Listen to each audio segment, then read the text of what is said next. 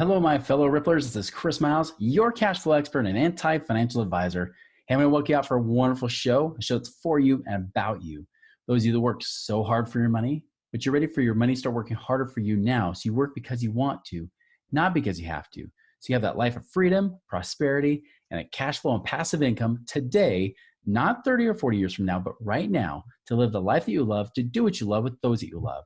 But it's not just for your own prosperity, right? It's not just for your own wealth, but it's actually because you want to create a ripple effect through the lives of others, that you know that as you financially prosper, you can bless more lives. So guys, I'm so excited to have you here with me. Thank you for tuning in, binging, sharing with others, and everything that you do to make my ripple effect pass through you and to others as well. So thank you so much, because I love watching the show grow. And honestly, you guys fire me up and get me to wake up every day to do what I do. And thank you so much for that.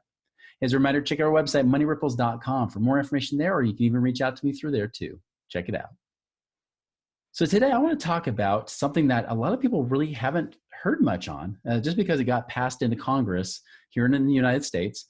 It got passed just a few months ago, back in December, signed off by Trump and everything else. And now is what they refer to as the Secure Act. I always love when they give titles to things like that, like Social Security, which sounds nice and safe. The Secure Act, which makes it sound like it's all fun and games, right? But ultimately, it's really about how you can actually help yourself better, especially with IRAs. This is specifically around IRAs, 401ks, things like that. So there's some good changes that have happened, but there's also some changes of warning you should be aware of too. So first, one is that before you couldn't contribute till you're past 70 and a half years old. Most people aren't contributing to that, but there was, people were doing that to some level. Now there is no age limit. You can contribute to IRAs all you want. As long as you're working, you can keep contributing. If not, then that's not the case. The other thing is the age limit, the age that's required, that what they call the minimum age distribution age, right? The minimum withdrawal age used to be 70 and a half years old. Now it's 72. So now you got an extra little year and a half before you have to start taking money out of your IRA. So it's an interesting little change that are saying, hey, people are living longer. Let's extend it out a little bit. Let's allow them to start, only taking out money from age 72 on. And you have to take out a minimum amount. If you don't, by the way, if you don't take it out by the age of 72, there is a 50% penalty on the money that you should have taken out. So they are serious about making sure they get their tax money. I'll come back to that one. There's another warning about that here coming up too. Also, if you've been a part-time employee working at least 500 hours a year, that's roughly about 10 hours a week, right? If you've done that for 3 consecutive years, and you're over the age of 21, you can actually contribute to a 401k, where most people would only get those benefits if they're full time. Now, if you've worked at least 500 hours a week for the last 3 consecutive years, and you're at least 21 years old, you can actually qualify for a 401k. That was interesting. Here's one I actually really like. This one's pretty cool, is that people, now there's more reasons to be able to take it out while avoiding that 10% penalty. One of them, for example, is, you've got the option to take out for medical emergencies, especially they're high ones, right? So if you've got really expensive medical emergencies, you can actually take out for that. Also, here's what's cool. If you had a birth of a child or an adoption of a child, you can actually withdraw $5,000 with no penalty. And you can either pay it back in into your almost like a loan. You can pay it back in. Or if you leave it out, if you don't pay it back, then you just pay income tax on that. But you at least avoid the 10% penalty for things such as birth or adoption of a child. So that I actually thought was pretty cool. It's given more flexibility to use it before you're 59 and a half, where normally if you're not 59 and a half, you get penalized. Now here's the thing you got to be warned of. This is the one that I think is interesting, and this is where the government is showing their cards, and this could also lead to future issues. What they say is that if you've inherited an IRA, now specifically, not as if you're a spouse of someone who passed on, but if you're the children or the beneficiary of someone who has passed on, like a parent, for example, who had an IRA, you get it. It used to be, they call it a stretch IRA, where you can have it stretch beyond, you would inherit the IRA and you can keep it for the rest of your life too and keep passing on. So you'd never have to pay taxes on it. That is not the case anymore. They actually say now, and I'm sure they did this because they're thinking, how do we pay for Social Security? How do we pay for all these programs, especially as people start to rely on us more? Aha, we got to tax the baby boomers somehow. How can we do it?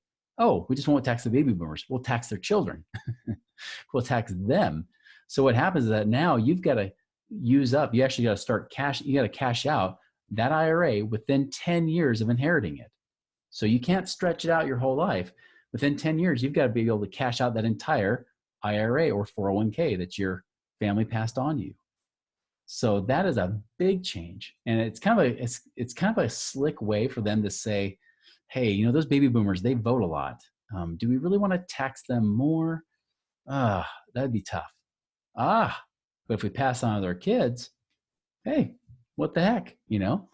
So that's what's happening, is that now you got to start cashing out those IRAs.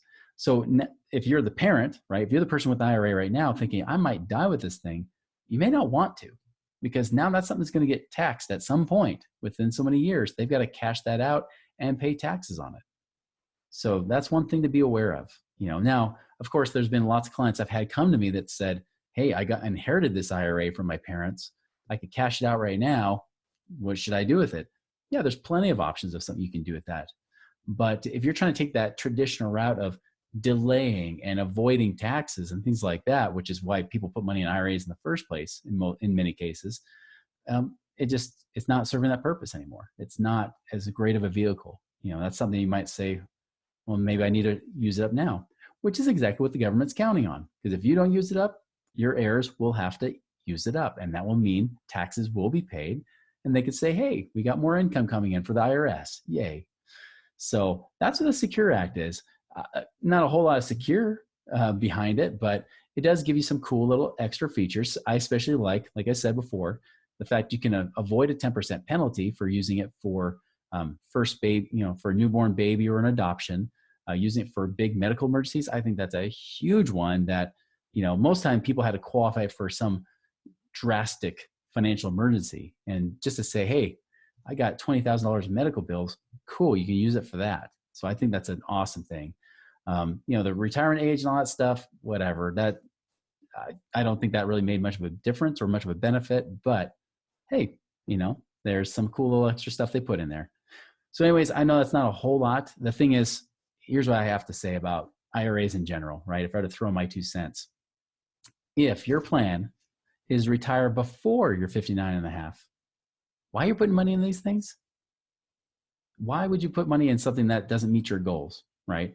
If they're going to say you're going to have to wait till at least 59 and a half, and just by evidence, well, what happened here, that age for the minimum distributions went up to 72. That actually worked in some people's favor, right? But what if it works against your favor? What if they say, you know, we're going to raise that retirement age, you know, on the underside, instead of 59 and a half, maybe we're going to let them access it at 62, which has always been talked about. It's never been done, but that could happen. Well, if you were trying to count on retiring by age 59, and then all of a sudden they move it to 62, are you going to stop working for another 2 to 3 years? Or are you going to keep working just to try to delay it? And what if the market goes down right before you hit those years, right? Here's the thing. When you put your money in IRAs and 401ks and everything else, the big lesson is this, is that you're once again a victim, you know, not because you're always a victim, but because you chose to be a victim by investing in these kind of things or saving in these things. I wouldn't say you're investing, but you're saving these kind of plans that can change their tune at any time. Here's the thing. I know a lot of you guys are also investors. Some of you guys are using this in creative ways. Well, what if they change the rules on you there? You cannot be grandfathered into these kind of plans. Anything that it's basically a tax code with IRAs, 401ks, 403bs. You know, some of you guys do try to do QRPs and things like that. All of this stuff, guys, can be changed on a dime. You have no certainty of knowing whether you can plan or not. So if all of a sudden they start changing the rules for ages or what gets taxed and what doesn't, hey, what if you've been saving to a Roth IRA? What if the government says, you know what? Well, we can't tax Roth IRAs. That's bad PR. That's bad for our morale. But what if we tax the rich and give to the poor? So it's noble, because rich people don't need that much money. So what if someone has a net worth of over $1 million? hey, maybe we should tax the Roth IRA when they try to take out his contributions. Maybe we'll tax them, or maybe we'll just tax the growth. Not what they put in, but just the growth of it. So hey, they're not getting fully taxed. It's still semi-tax free. Guys, if you think this is not possible, this is not too far off from probably what they've already discussed behind closed doors anyways. And this is the thing that I don't like to count on. I do not like to bank on government plans. I don't trust the government. Here's the one thing I do trust. I trust that they will do what's in their best interest.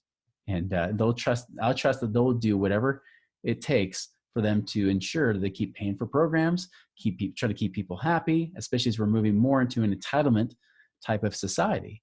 That means things get more expensive. So why would you want to put your money in something that's controlled by them, that's looking out for their best interest, not necessarily yours? They might say it's in your best interest, but ultimately it comes down to, hey, how can we do this to where it actually helps us out? How can we tax things in a way that people won't feel as badly, or people won't notice as much, right? They'll notice it, but maybe they won't notice it as much.